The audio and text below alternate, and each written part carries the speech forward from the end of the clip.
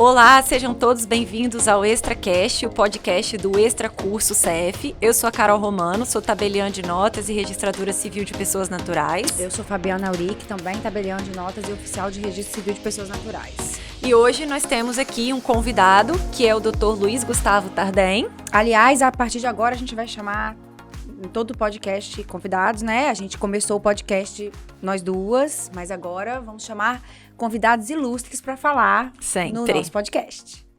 Olá, pessoal. Bem, obrigado pelo convite de vocês. Seja bem-vindo. Não sei se eu sou tão ilustre aqui. Ilustríssimo, só ressaltando, tá? Mas vou me esforçar o bastante para poder debater com vocês esse tema tão importante que é sobre desjudicialização da execução civil e principalmente o papel dos cartórios, né? É isso aí, pra isso que a gente chamou você.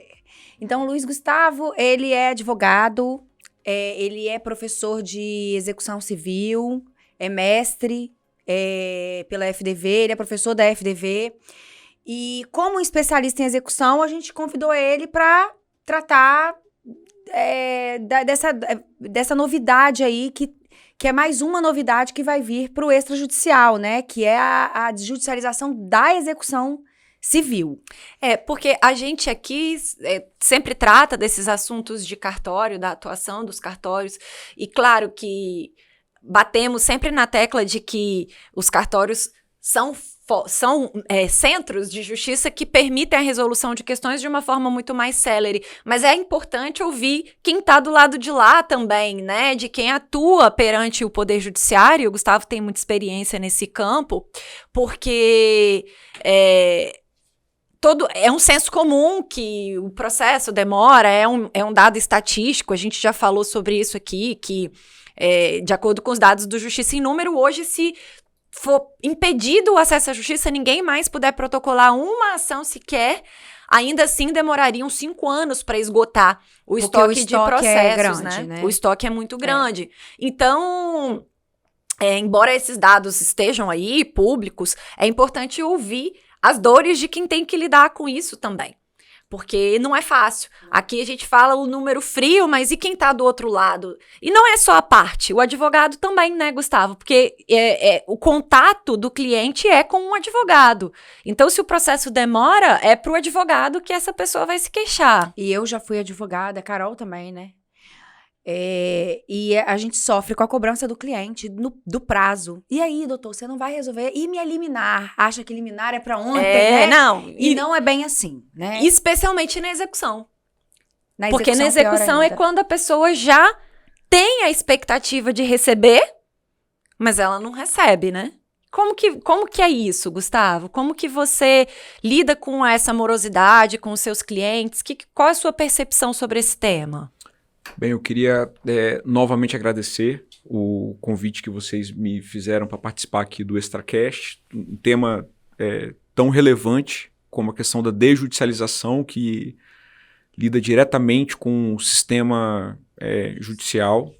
A Fabiana fez uma apresentação, mas só para o nosso ouvinte assim, entender, eu comecei a lecionar processo civil no ano de 2002, então já tem 20 anos que eu estou engajado na área acadêmica, no Centro Universitário do Espírito Santo. Na sequência, em 2003, eu ingressei na FDV, a instituição em que eu sigo lecionando até hoje. Que hoje é uma das, assim, não é querendo puxar a sardinha não, me formei pela FDV e hoje a gente faz mestrado, doutorado lá, mas é uma das melhores instituições nacionais, referência na área de direito. Eu, a rainha dos números, né? Vai lá, fala da FDV. Não, porque assim, gente, não, ser professor da FDV hoje é algo assim, estatística, né? Eu sou a estatística do Chegou podcast. no topo da carreira acadêmica. Não, mas é porque realmente a FDV é hoje a melhor instituição de ensino privado do Brasil na área jurídica, né? E eu sou orgulhosamente a FDV, me formei por lá, sou professora de lá e doutoranda de lá. Então, é claro que a gente é parcial, mas os números não mentem. Então, com certeza. Nós e temos o Luiz Gustavo é professor da FDV já desde 2003. E você sempre deu mais execução? tempo de aula do que eu tenho de vida, olha só. Me poupe, Carol. Aqui, é mole. 2003 você sempre deu execução ou você leciona outras... Então, Fabiana, é uma coisa assim, é bacana isso, porque quando eu entrei na FDV em 2003, nós estávamos com o Código de Processo 73, né? Então, o Código 73, ele... Foi quando eu me formei, Código de 73, isso aí.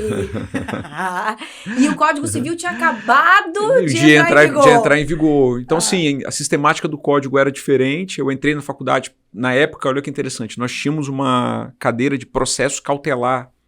Porque o Código 73 tinha um livro, né? De processo cautelar. Eu quero o livro 3, que era de processo cautelar. Então, eu comecei lecionando processo cautelar, mas eu já passei pelas cadeiras de recursos cíveis, processo de conhecimento, até que eu passei a ocupar na faculdade a matéria de execução civil. Porque, assim, a execução civil, dentro do direito processual e até dentro das faculdades, ela sempre foi uma cadeira...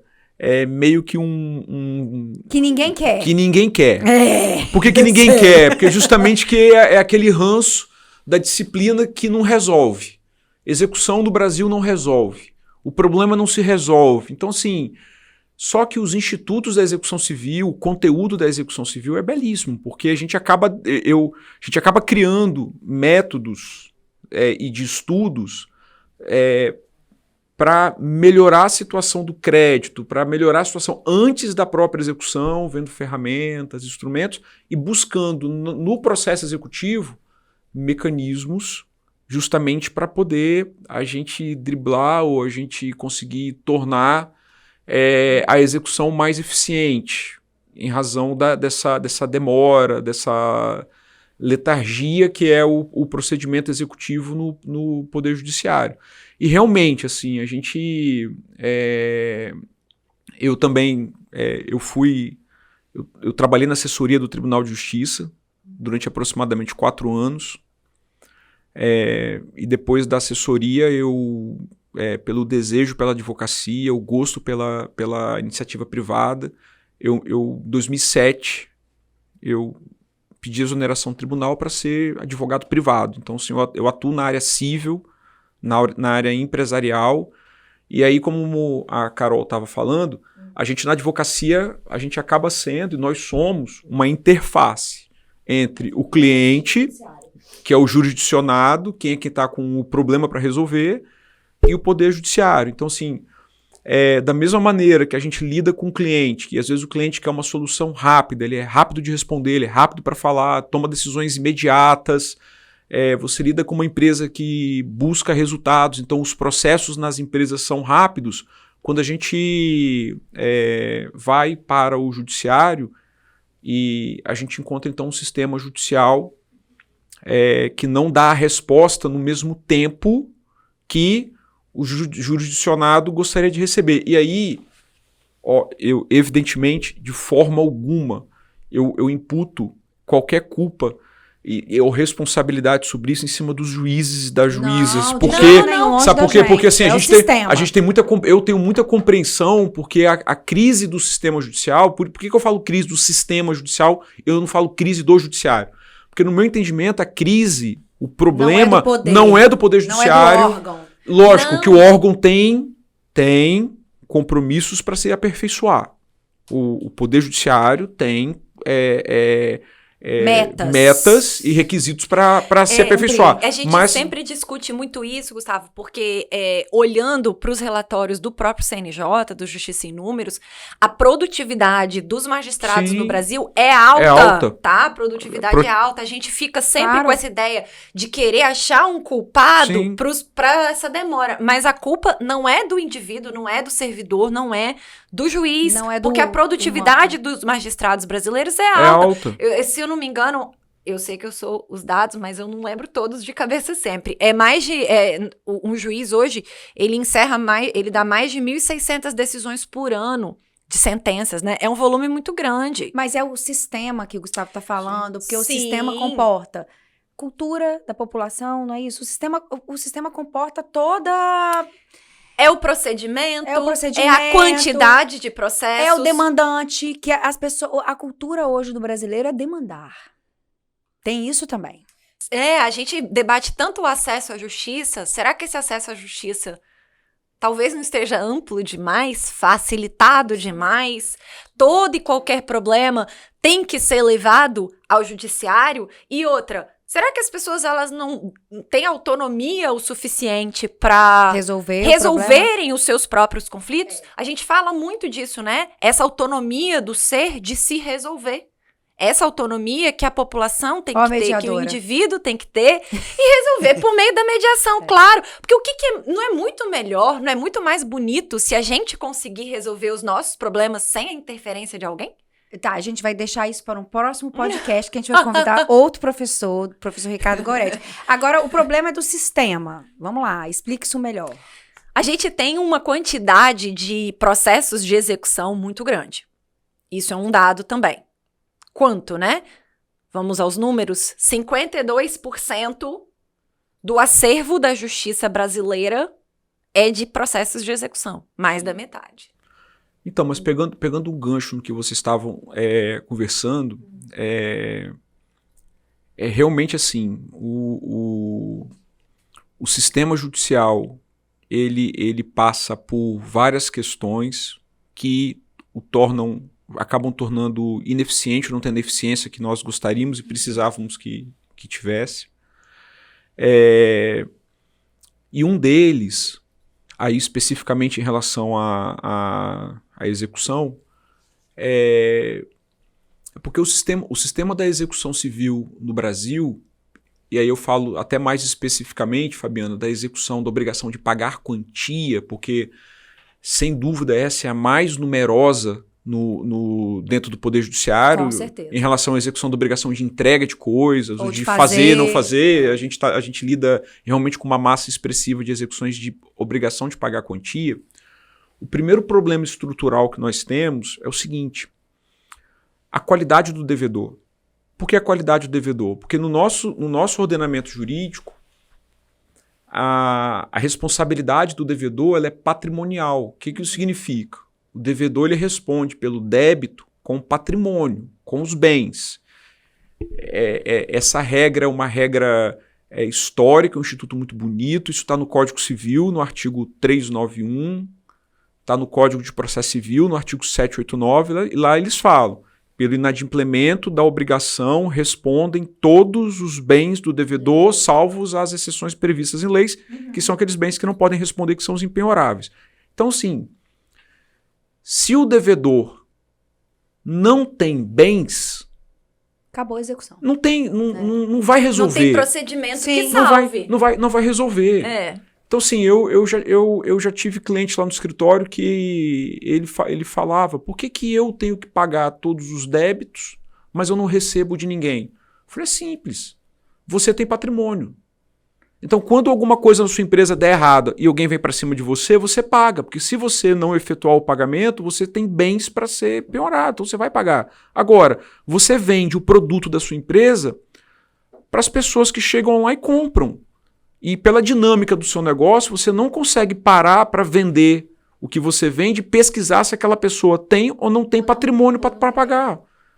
Então, o primeiro ponto, e talvez seja um dos mais estruturais, é que existem muitas ações de execuções despejadas no Poder Judiciário, e aí execuções privadas, de pessoas jurídicas de direito privado, pessoas naturais, e também execuções fiscais das fazendas públicas, perseguindo receber de devedores que não têm patrimônio. Então esse é um problema. Qual foi a solução do Código de 2015, copiando o modelo que já estava lá na Lei de Execução Fiscal, que estava até sendo aplicada a execução fiscal,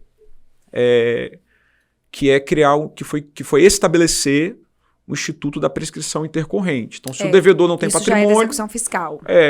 Era da execução fiscal, isso já existia na execução fiscal, a prescrição intercorrente, e aí a jurisprudência do STJ, antes do Código de 2015, falou: não, aplica na execução privada também. Sim.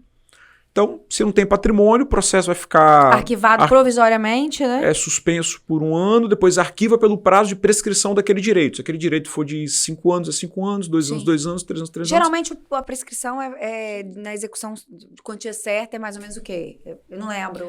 Depende da origem da dívida, depende né? da origem do débito. Se for... Por exemplo, se for débito de honorários, 5 anos. Se for débito reparação de danos, 3 anos. Débito. Se for, depende... os prazos lá do Código Civil. Aí vai pro Código Civil. Vamos lá, a prescrição intercorrente, ela resolve um problema do judiciário. Ela resolve o problema não do credor. Não do credor. Não do credor. Ela resolve um problema de desafogar a justiça. Mas onde eu tô querendo chegar com esse ponto da questão do devedor que não tem patrimônio. E aí eu vou colocar o que a Carol tava falando. Nós temos hoje um acesso à justiça no Brasil muito amplo. Que veio, esse acesso à justiça amplo foi tido como uma conquista muito grande na Constituição, na Constituição de 88, no artigo 5º, inciso 35. Então, se a gente parar para ler os artigos jurídicos e a doutrina lá da época de 88, e a gente vai ver assim, um entusiasmo muito grande para as pessoas poderem ingressar no Poder Judiciário. E depois ainda foram criando ferramentas adicionais, aprimorando a jurisprudência da lei da gratuidade da justiça, os juizados especiais com a lei 9.099. Só que assim, eu sinceramente, hoje eu faço uma reflexão muito grande a respeito do acesso à justiça, porque se eu sei que eu tenho um devedor e que esse devedor não tem patrimônio, ou não tem patrimônio identificável, ou não tem patrimônio mesmo, eu vou mesmo assim levar para o judiciário uma ação de execução só para ele ter contra ele uma ação de execução que eu sei que não vai dar resultado? Porque às vezes os credores levam a ação de execução, propõem a ação... Para avacalhar a vida do cara, colocar o nome dele no SPC, restringir crédito, sim, ok, restringir... mas para que não vire também um devedor quanto mais e até, de certa forma, resguardar outros futuros credores dessa inadimplência, mas aí nós temos, então, nesse ponto, tecnicamente falando, se eu entro com ação de execução contra um devedor que eu sei que não tem patrimônio, a lei não me impede. Eu posso propor essa ação. Não, eu entendi. Eu posso propor mecanismos agora, de restrição ao acesso à justiça. Não, mas olha só, olha que interessante. Se eu sou pessoa física, pessoa natural, em princípio, eu não consigo operar o sistema da Serasa ou do SPC, porque eu teria que ter um convênio e pagar por isso. Se eu entro com ação de execução, igual os cartórios de proteção, pago as custas. O artigo 782 do Código de Processo Civil autoriza que o exequente peça ao juiz para negativar o devedor.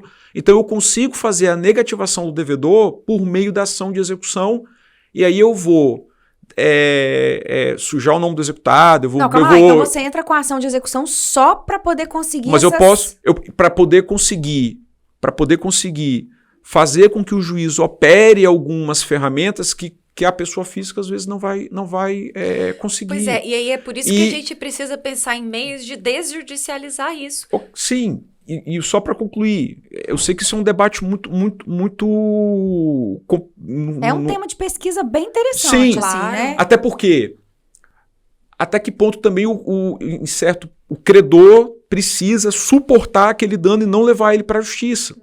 Porque a justiça em outros países ela é a última do último recurso que a pessoa busca. Hoje se uma pessoa está doente, ela não chega dentro do hospital e já consegue uma vaga na UTI. Ela passa por uma série de triagens. Aí se o caso dele for grave, constatadamente grave, ele vai. Na justiça não. Sendo o meu caso grave ou não grave, eu vou lá e proponho. E acabo... executivo, eu já meto a execução logo para... Sim, então esse é um primeiro ponto. Isso é um primeiro ponto. Nunca tinha parado e é interessante, né? Nisso, porque entendeu? a gente pode pensar em mecanismos de desjudicialização que passem por essa primeira etapa. E hoje a gente tem um facilitador disso, que é a realização do protesto de título sem custo para o credor. Porque hoje, por conta da postergação do pagamento, o credor ele apresenta um título ao cartório de protesto para que se efetive a tentativa de recebimento sem precisar pagar nada por isso. Então, esse também é um tema interessante, é uma tentativa de se negativar, ainda que seja o devedor, que você sabe que não vai ter o bem, sem custo para o credor também. Sim. Agora, em razão dessa sobrecarga de ações de execução no poder judiciário que acaba tirando o juiz daquele papel fundamental que ele tem de criar normas jurídicas concretas, que é julgar ação de conhecimento, que é proferir sentenças, resolver outros casos que são levados, começou então a vir o debate, um debate também estrutural na nossa legislação, no nosso ordenamento jurídico, que é a questão da desjudicialização. A desjudicialização seria, em resumo, o quê? Numa tentativa de desafogar o judiciário. Fazer com que o juiz, no que chama lá em Portugal, por exemplo, de fase instrutória da execução. O que é a fase instrutória da execução? É a penhora, avaliação e expropriação, que esses atos sejam praticados antes do ingresso no judiciário. Não, por um agente de execução. Por um agente de execução que não seja no judiciário. Não seja no judiciário. Entendi. E aí, em Portugal, só para a gente poder ter uma ideia, em Portugal, a primeira lei foi no ano de 2003. Eu até participei de um simpósio com a professora Paula Costa e Silva, e a professora Capello, convidada pelos professores da UFES, eu tive a oportunidade de perguntar para elas como andava a desjudicialização lá em Portugal, da execução. Elas falaram que logo no início foi um pouco, vou resumir aqui, foi um pouco atrapalhado, depois o sistema foi se ajustando, porque quem pratica esses atos instrutórios de penhora, avaliação e expropriação de bens não é o judiciário, e sim um agente privado. E no Brasil, os projetos de lei, o projeto de lei que tramita no Congresso, me parece que o CNJ também tem um grupo de estudo a respeito da questão da execução, da desjudicialização, eles estão querendo usar como plataforma para fazer essa fase instrutória. A plataforma, eu vou usar a palavra que plataforma, né, mas seria feito por meio dos cartórios. Especificamente de acordo com a nossa estrutura hoje, o protesto, né? O protesto, o cartório de protesto. No projeto de lei que hoje tramita, né, a proposta é essa de que esse agente de execução seja justamente o tabelião de protesto. Porque também deixar na mão de um agente privado, sei lá, gente, sabe? Não, eu acho até que o Gustavo tem algumas ponderações sobre isso, né? Nós estamos tratando de atos de citação, penhora, expropriação de bens, deixar isso totalmente a critério de um particular. Tem que ter um controle do judiciário sobre isso. E eu acho que o agente melhor. E pode não ser efetivo, porque o que se busca não é dar mais efetividade. Então, pensar também só numa solução para desafogar o judiciário sem que isso traga efetividade não resolve o problema. Eu vou fazer uma reflexão sobre isso. O seguinte, hoje, quem determina e quem pratica os atos de atingimento do patrimônio devedor, de penhora, determina a avaliação e coordena a expropriação, são os juízes das varas cíveis, de execução fiscal, é o Poder Judiciário, é a Justiça. Ou seja, está tudo... Agora, concentrado no Poder Judiciário, entendeu? Mas olha só, mas o exequente, o advogado, a advogada, ele tem o seu papel de protagonista, porque isso é interessante, que quando a gente olha para o Código de Processo Civil, nós temos algumas regras no Código de Processo Civil, vou dar um exemplo. A gente pega lá em execução de quantia certa, o 829 ele fala, não efetuado o pagamento no prazo de 3 dias, no projeto que fala 5, de 3 dias, o juiz vai determinar a penhora dos bens que podem ser indicados pelo exequente. Então, assim, o exequente ele pode fazer um trabalho de identificação do patrimônio do devedor, verificar quais são os bens, e o advogado do exequente fazer o protagonismo dele de ele fazer essa apresentação e indicação. Porque o juiz ele vai ter os sistemas eletrônicos. O Cisbajude, ele tem o Simba, ele tem o Infojude, mas o exequente ele pode. O que acontece hoje é o seguinte, que o exequente ele faz todo um rastreio do patrimônio do executado, e esse rastreio é como? Eu ia perguntar, como é que ele faz esse rastreio? É o Olha advogado só, que faz via sistema?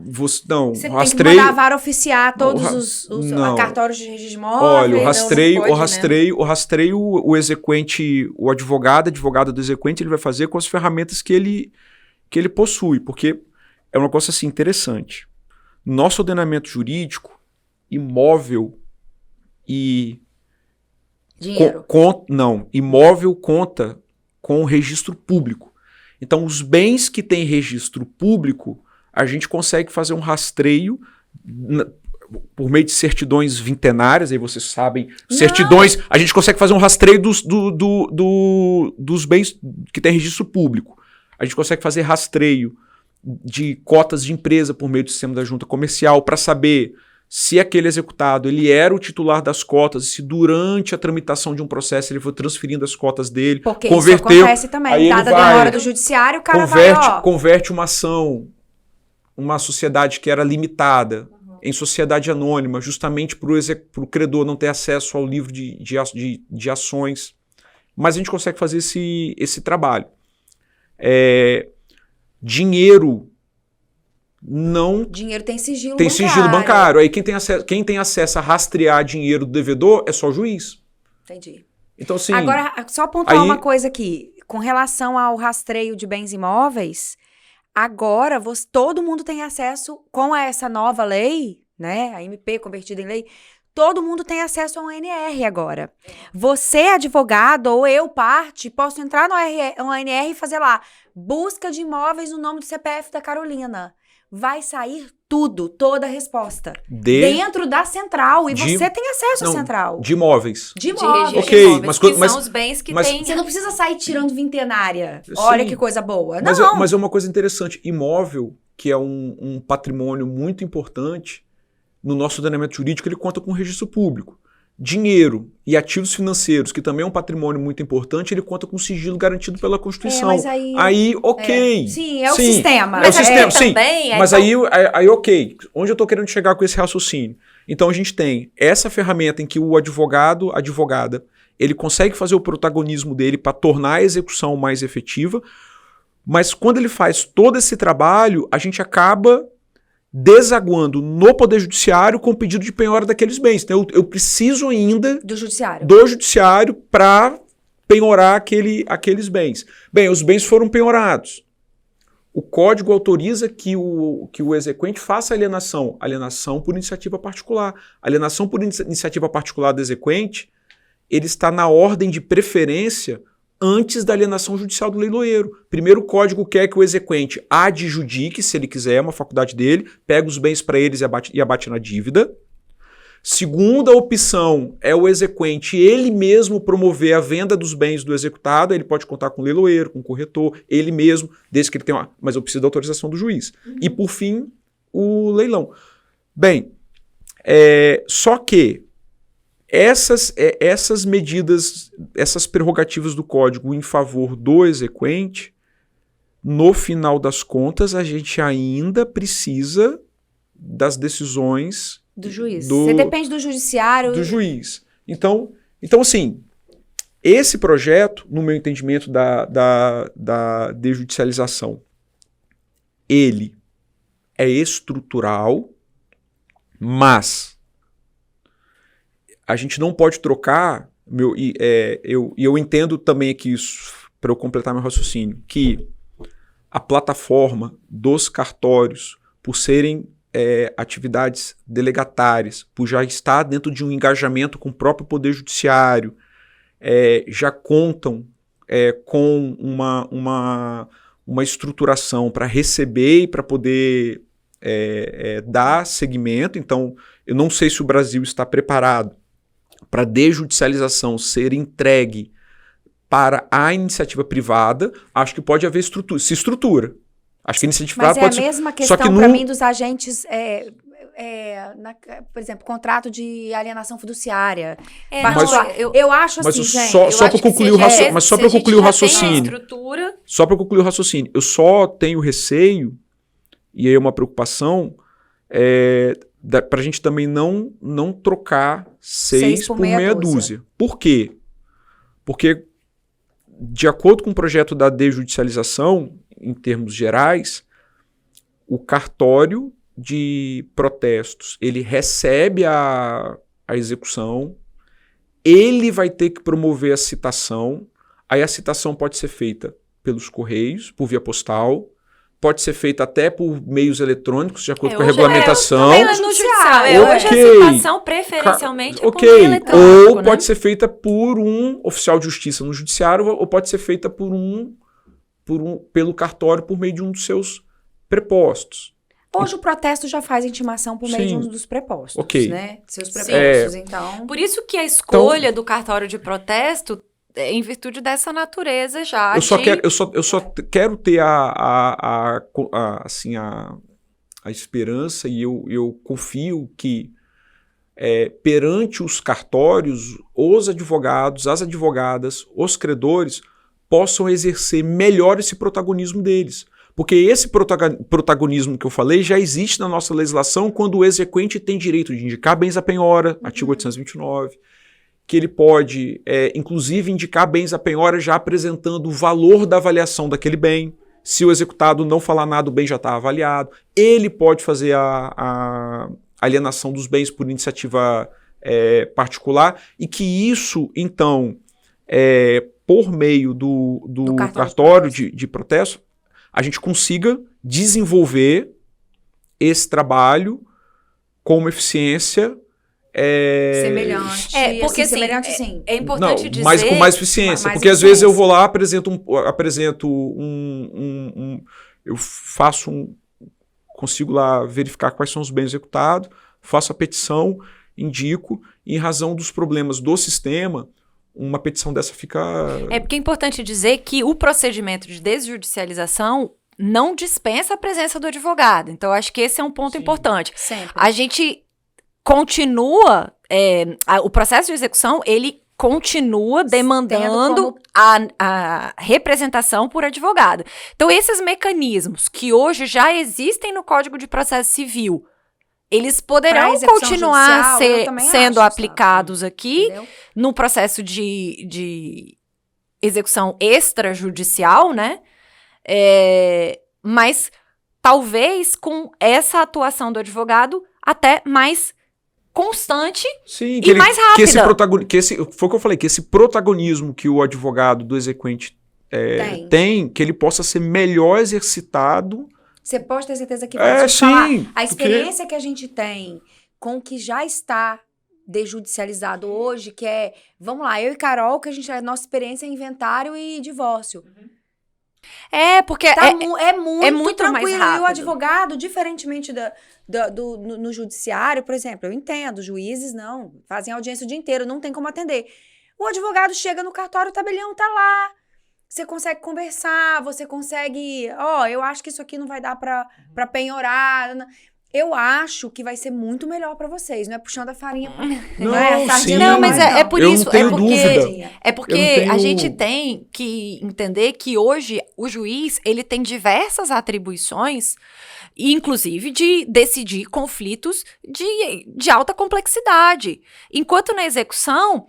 Se ela não merecer, talvez, uma atenção, como hoje ela não tem recebido, fica só a função do juiz de ou não ao Bacenjude, né? Você só vai despachando, dando aquelas decisões para dar andamento na execução. E talvez isso demore um tempo que faça com que o devedor possa esvaziar o seu patrimônio. Justamente, porque quando a gente... essa demora acaba acarretando isso. É isso porque que eu tava falando. Porque quando a gente não consegue atuar com a rapidez que a gente precisa, como a Carol falou, isso acaba dando um tempo para o devedor, para o executado, e mudando a situação jurídica. Ele transfere as cotas da empresa, ele doa as ações que está no livro de ações, ele aliena um bem, aí quem adquiriu em conluio, aí já faz uma venda real, aí aquele adquirente já tem direito, que pode ser um adquirente de boa-fé. Agora, só para o nosso ouvinte, para o telespectador aqui do podcast também entender, aos cartórios vai ficar reservada essa função de instrução, de penhoras, avaliações e expropriações. Igual lá em Portugal, né? Questões que tenham, por exemplo, fez a penhora de um imóvel. Esse imóvel foi penhorado, o executado alega que ele é um bem de família. Esse ponto do bem de família, quem vai deliberar sobre isso decidir é o juiz. Então vai ser feito um incidente para o juiz decidir. Então o juiz ele vai ficar reservada para ele. Vai ser residual, né? A fase de efetivamente decidir sim, o que for funil. Não, por exemplo, se o devedor opuser embargos à execução... É o juiz que vai decidir. É o juiz que vai julgar, não é o tabelião. Claro. O juiz que decide. Mas o juiz vai ficar, então, com uma função não de caça de patrimônio, de alienação. Quem vai caçar o patrimônio é o cartório. É o cartório com protagonismo. Aí, logicamente... Com o direcionamento do credor. Porque eu acho que esse protagonismo, esse direcionamento do credor, ele vai encontrar uma resposta mais rápida em razão do sistema que está sobrecarregado do poder judiciário. Claro, com certeza. Agora... E é de novo que eu falo, de reafirmar a autonomia das pessoas, né? De que elas podem e devem buscar os seus direitos sem depender necessariamente de alguém que determine o cumprimento disso. Então, sim, e fazendo aqui O que você achou do projeto em geral, assim? Não, eu achei Gente, rapidinho, o projeto que a gente está falando é um projeto de lei que está tramitando, né, está no Congresso, que vai permitir aos cartórios de protesto que hoje fazem os protestos de títulos de crédito, né, permitir que eles façam também que funcionem como agentes de execução, né? Façam a constrição patrimonial. Aí os cartórios terão acesso ao Bacenjude. Sim. Né? Eu acho que a eficiência, a rapidez vai ser o ponto chave, né? Chave e, assim, principal disso daí. Por quê? Porque hoje, com a execução civil, na estrutura que ela tem, no sistema que ela vive... É muito fácil o cara transferir todo o dinheiro da conta de investimento em dois minutos. Ele não... Entendeu? Deu entrada na execução, ele já se livra de tudo. No cartório, ele não tem tempo disso. Porque... Sim. Lembrando que assim, muito rápido. É um projeto de lei, é lógico que a lei ainda não foi editada, nós estamos debatendo aqui em cima daquilo que está tramitando. Esse projeto... ele tem emendas que ainda vão ser discutidas. Inclusive, uma das emendas é de limitar essa execução para que...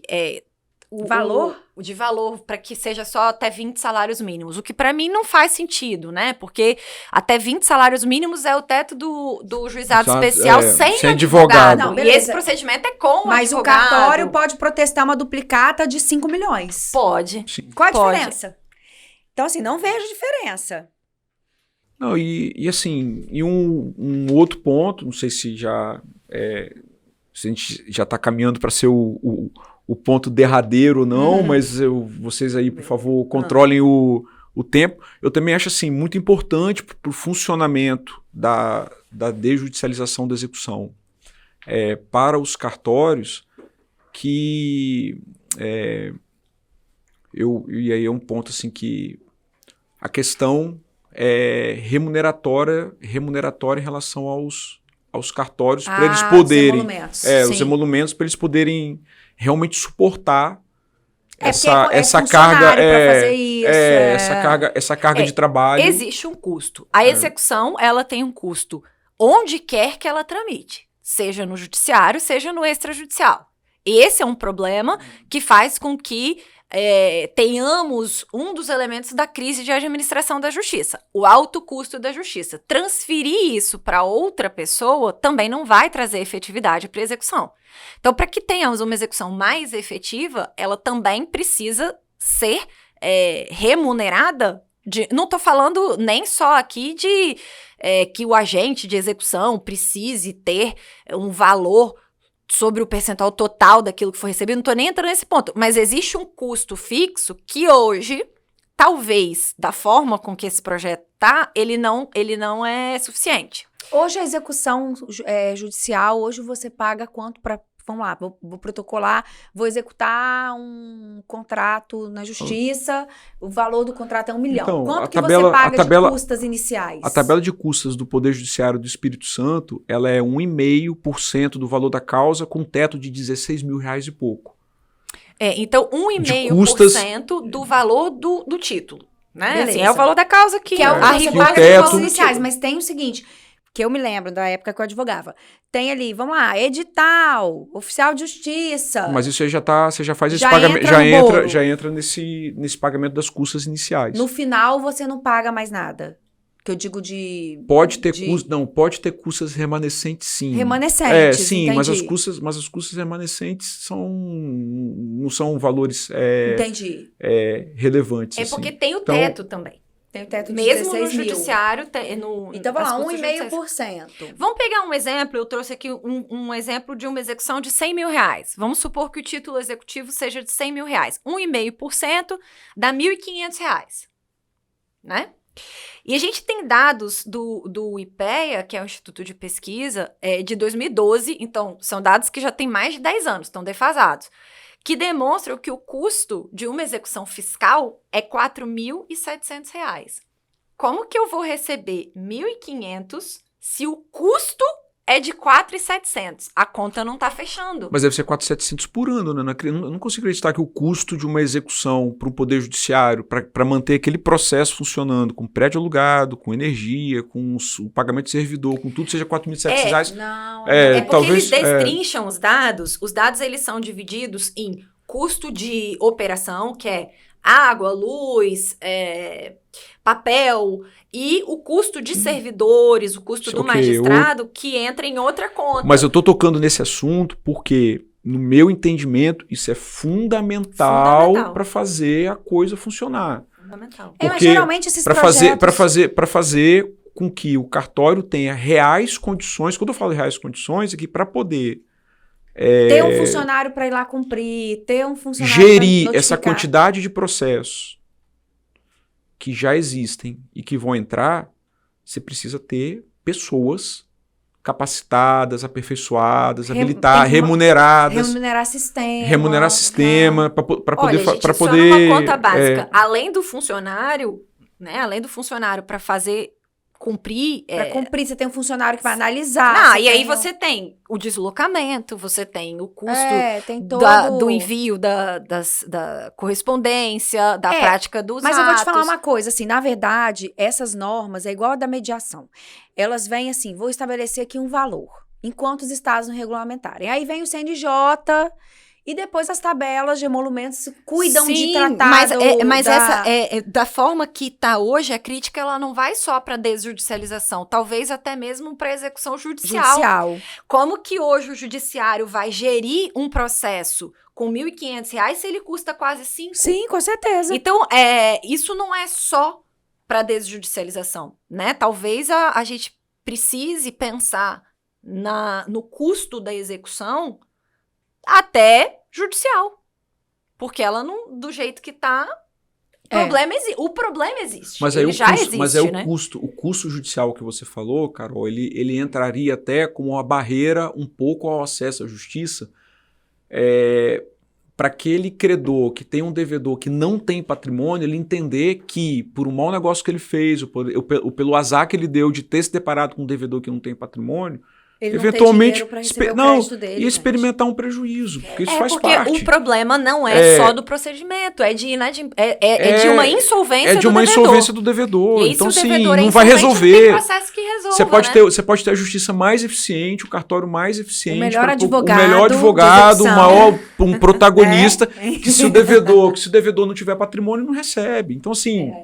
E aí foi o que eu falei com vocês no início. Várias ações são propostas contra devedor que não tem patrimônio para poder incluir o nome dele no Serasa, na distribuição. Bom, por isso que daí já fica aqui a nossa sugestão de realizar o protesto do título que tem a postergação do pagamento. Então, talvez seja uma forma que eu acho que não é tão utilizada quanto deveria. Essas coisas reflexas quanto o devedor, no cartão no protesto você consegue. E o protesto, e também esses mesmos dados do IPEA, que eu comentei há pouco, eles refletem que uma execução fiscal, por exemplo, que tramita perante a Justiça Federal e demora 8 anos, o prazo é 8 anos e 6 meses, salvo engano. E que dá prescrição intercorrente. E que tem prescrição intercorrente e que dificilmente tem o recebimento, né? Com a possibilidade de protesto do título, o recebimento daquele valor é em até 3 dias. Então, se essa é uma tentativa que pode ser feita pelo credor sem custo inicial, talvez isso venha sido negligenciado até mesmo pelos próprios credores, que não têm utilizado amplamente essa possibilidade como deveriam, porque é possível fazer isso.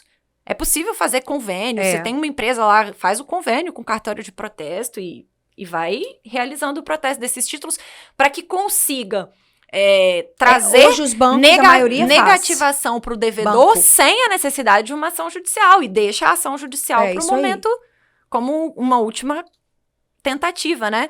Eu acho que assim, é um tema muito amplo, é um tema que nós estamos debatendo antes mesmo da lei sair em definitivo. Olha, mas eu estou sabendo que isso aí já vai ser aprovado, tá? Sim. Ao que tudo indica, faz sim. Não, me parece que sim. Tá tendo um trabalho das entidades associativas de protesto em âmbito nacional e eu acredito que isso saia. Pois é. Saia logo. Então, os advogados têm que começar a se preparar. A desjudicialização de vários procedimentos Você para vê os que cartórios deu certo, tem funcionado, Sim. funcionando e funcionar em vários institutos. Você agora a gente tem aí a que o judicação compulsória agora, gente. Direto no cartório. Quantos divórcios e quantos inventários que não são mais feitos em juízo? Justamente porque... Depois eu quero até levantar essas estatísticas, porque eu acho que é muito, tá? E justamente em razão desse engajamento dos advogados, das advogadas com o tabelião, com a tabeliã, com os... Você tem justamente uma para poder, e ajudar então a resolver. Em relação à desjudicialização da execução, eu entendo. Para mim, isso é um caminho sem volta. Eu acho que isso vai emplacar. E, na conjuntura, os cartórios de protestos, em razão já do regramento que eles têm perante os tribunais conseguem fazer uma fiscalização e um acompanhamento em relação ao controle, por meio de relatórios e até para o tribunal e para os tribunais também disponibilizarem com um pouco mais de tranquilidade sistemas que são sistemas de atingimento de patrimônio muito sério, como o Cisbajudes, o Infojude, como que isso é uma invasão ao patrimônio, à propriedade, então isso tem que ser feito também de uma maneira com bastante segurança, com bastante responsabilidade. Mas acesso e assim, a quem já é fiscalizado pelo próprio Poder Judiciário. O cartório é um braço do judiciário. Sim. Então, delegar a ele uma quebra de sigilo bancário é algo fiscal. Então, assim, não tem. Eu acho que dá mais tranquilidade para poder fazer a operação desse sistema. Eu também acho. Bom, eu também acho. Eu acho que... Eu queria aqui concluir, mas que deem aos cartórios a possibilidade deles se estruturarem, e essa estruturação, para mim, passa por uma questão dos emolumentos, passa pela questão das receitas, para que o cartório possa conseguir reinvestir na estruturação necessária para tocar... Para efetivar. Porque não existe... porque isso aí vai demandar contratação de equipe, efetividade. Toda vez que vem algo sistemas, novo assim, né, Carol? A gente tem que... vamos lá, tem que contratar mais uns 2 funcionários aqui para atender o RG, por exemplo. O RG é um serviço que está saindo do Estado, o cadastro, né, cadastramento. E está vindo para essas serventias de registro de pessoas naturais, por conta do convênio do ofício da cidadania. CNH é a próxima que vai vir. Então, tudo bem, vamos lá. O RG vem pra gente. Eu preciso receber pelo serviço do RG de forma que eu consiga adquirir equipamentos que são seguros e homologados e colocar mais funcionários, porque o meu funcionário que tá tirando segunda via de certidão, não tem como ele atender o RG. Agora, porque eu vou isso, porque a colocar- velocidade, Mas a isso tem que ser efetividade remunerado. depende olha só, eu não lembro de mão de exatamente obra. do ponto, se o projeto tratou especificamente desse ponto. Mas há algo que eu acho interessante. O cartório, na medida em que ele precisar, ele poder contar com um apoio e um auxílio dos oficiais de justiça. Porque hoje os oficiais de justiça, na execução, quando eles atuam, quando eles saem para cumprir os mandados naquela região que ele atua, ele já conhece a comunidade, ele já conhece o setor. Por ser oficial de justiça, ele chega lá como uma autoridade, um longa-manos do juiz. Então ele sabe abordar um devedor. Então seria interessante que os cartórios que vão receber os processos das execuções Possam mandar para a central de mandados ou e possam distribuir. ter uma Conexão uma ali conexão Uma de cooperação. apoio, uma cooperação. É uma cooperação. Uma cooperação. Eu acho que tudo isso pode ser pensado, Sim, né? uma Ainda cooperação. está na fase de projeto, de andamento, e essas ideias Mas são agora muito é hora importantes. da Agora é gente hora. tentar. Mas eu acho que entendeu? essa cooperação ela é importante do cartório com algumas estruturas do Poder Judiciário, alguns auxiliares da Justiça, como é colocado pelo Código, por exemplo, os oficiais de Justiça, que têm historicamente muita prática e técnica nessas abordagens. Tem, com certeza. E, Mas, assim, e eles olha ajudam só. a resolver. Então, sim, isso seria uma forma de cooperar e de auxiliar. E é mais fácil para os cartórios, que são braços do judiciário. Então, é muito fácil para a corregedoria regulamentar uma situação dessa, mesmo que não esteja na lei. Vão lá, os oficiais de justiça... Já que estão vão... todos submetidos a uma Agora, mesma você colocar isso na mão de um fiscalização, né? agente privado, como é em Portugal, é mais difícil você fazer essa... Com certeza. Tem coisas ainda que, gente, não tem jeito, é Não. só no judiciário. Bom, E essa questão do oficial de justiça aí é uma delas, né? bom, gente, nosso tempo está acabando. Já? Já. Gente, Eu agradeço muito a participação do Luiz Gustavo. e a no disponibilidade nosso de tempo, porque a gente podcast. sabe como é que ele é ocupado, ele se disponibilizou a vir aqui. A gente tem falar pra ainda gente. muitos outros pontos polêmicos para discutir sobre a desjudicialização da execução, mas ficam para outros momentos, depois que a lei for aprovada. Nossa, na hora que a né? lei for aprovada, você volta, Gustavo. Aí a gente faz um... Volto, sim. Aí a gente vai ter mais matéria-prima ainda para poder Isso. debater, discutir, sentir os problemas, sentir o que está funcionando, o que não está funcionando, e a gente poder debater. Mas eu entendo sim que isso aqui vai ser um grande ganho para a sociedade. Eu também acho. Eu também Não é acho. puxando a sardinha de novo, não. Até porque, assim, no Brasil e no mundo, a gente está trabalhando, no final das contas, o fenômeno do inadimplemento, né? Isso é uma coisa que é um instituto, inesgotável. Então, isso a gente vai ter um assunto perene, muita coisa para poder discutir, muita coisa para poder debater, e eu agradeço. E muita coisa pra poder mudar e Tá acertar. ajustar futuramente. Bom, obrigada, Gustavo, pela sua participação. Obrigada, Gustavo. Esperamos revê-lo em breve em outras ocasiões. Eu que agradeço vocês.